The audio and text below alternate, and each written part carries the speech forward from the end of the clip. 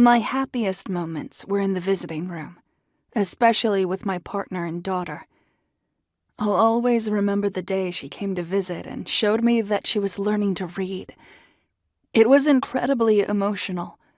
I was so proud of her, and I also felt that I was missing so much of her day-to-day growth. I loved it when she could meet some of the other women I was doing time with. It seemed to make prison less scary for her, knowing that I had friends inside. It's also worth noting that the happiness of those visits was followed by emotional wipeouts. I'd go back to my cell and sleep for a very long time, and my partner said our daughter would often throw up as soon as they left the prison, then sleep all the way home. I learned to type. I learned to crochet so I could make things for my daughter. I learned to make enchiladas out of Doritos and fry onions with an iron. I had one friend inside who was dying. We had an informal healthcare team of fellow prisoners who brought her food, massaged her, wrote letters for her, helped her with hygiene, and so on, until she was too ill to stay in the unit. Being able to support her in a collective way was really important to her and to all of us. But no one should have to die in prison away from family and friends outside. It's inhumane and heartless.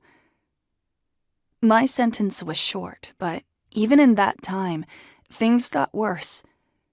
It seemed that whenever there was a new warden, they had to make their mark and let everyone know there was a new sheriff in town. When I first arrived at FCI Dublin, we were allowed to wear some of our own clothing. Then that was taken away, and we all had to wear these hideous uniforms. Then there were more restrictions regarding phone use.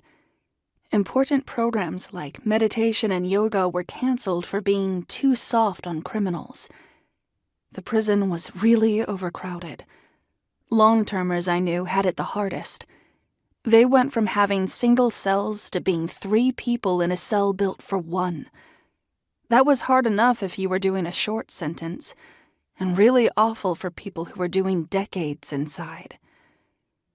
Many of the long-term prisoners talked about the negative effects of a criminal injustice system based on people testifying against each other in court, the way that it breaks an older code of conduct in which snitching was not accepted.